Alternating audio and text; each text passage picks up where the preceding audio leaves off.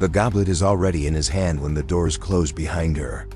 Wax drips slowly down iron candle stands, pooling on cold marble floors of the Vatican apartments. The air is thick with incense and breath held too long. Lucrezia Borgia does not rush. She watches the rim of the cup touch his lower lip, and she does not blink. In Rome, in the year 1493, the Borgia name already weighs more than stone.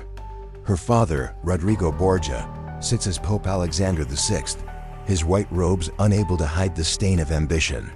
Cardinals whisper in corridors. Servants kneel and listen.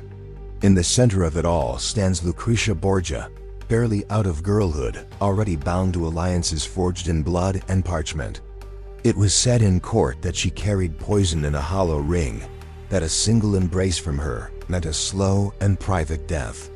According to palace servants, a faint sweetness followed her through banquet halls, a scent masking something metallic beneath. Yet historians agree these tales were palace gossip, born in the envy of rival families. What cannot be disputed, however, is that men around her rose quickly and fell just as fast.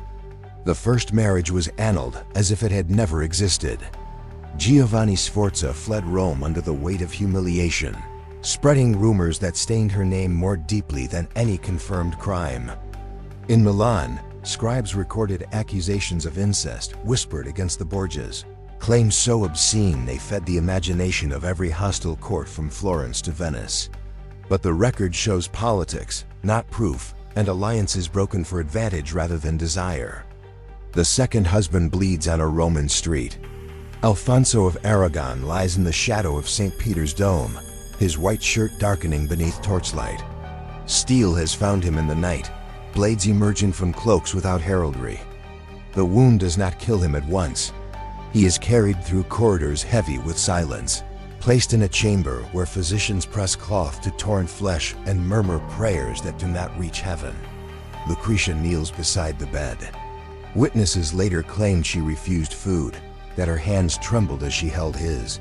Others insisted her face remained composed, untouched by grief. Only one thing remains consistent in the scattered accounts.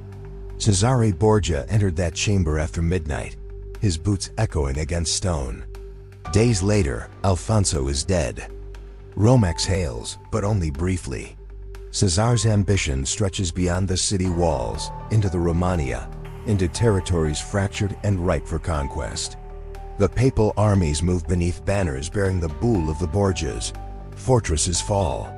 Lords kneel or vanish. Lucrezia is sent to Ferrara, married again, this time to Alfonso d'Este, heir to a court that watches her as one might watch a blade hidden in silk. In Ferrara, she becomes something else. The court of the Est is colder than Rome. Walls are lined with tapestries depicting hunts and saints. Eyes follow her at banquets, measuring each sip, each smile. Whispers spread that the Duchess keeps a private ledger of enemies, that her chambers contain powders ground from distant lands. Yet many believe this is a myth rather than documented fact, a shadow cast by the reputation of her father and brother. What cannot be disputed is her survival. Rodrigo Borgia dies in 1503, his body swelling in the August heat. Rumors ignite immediately, some claiming he tasted his own poison by mistake, others blaming fever and plague that stalked the city. Chroniclers contradict one another, their ink thick with suspicion. The Vatican shifts. Cardinals who once bent their knees now sharpen their knives. Cesare falls soon after, stripped of protection, hunted through Spain and Navarre, a general without an army. His armor, once polished to mirror brightness, gathers dust and blood in foreign fields.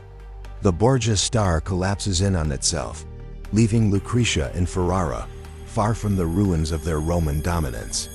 And still she remains. In Ferrara, she governs in her husband's absence. Letters bearing her seal travel across northern Italy.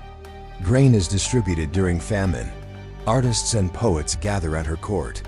Some describe her as pious, devoted, softened by motherhood. Others insist the mask simply changed shape. A story circulates among merchants traveling from Venice. claiming that a rival envoy collapsed after sharing wine at a ducal feast. The tale grows with each retelling, acquiring details no document supports. A black vial hidden in her sleeve. A servant bribed into silence. Modern scholars view this as rumor, not evidence. No trial records, no medical accounts confirm it. But the fear persists. In Rome, years after she has left, mothers still warn daughters about the Borgia bride. In Florence, her name is spoken with a careful pause.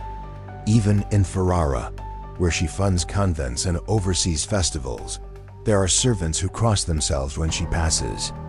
Time alters the body before it alters reputation. Childbirth weakens her.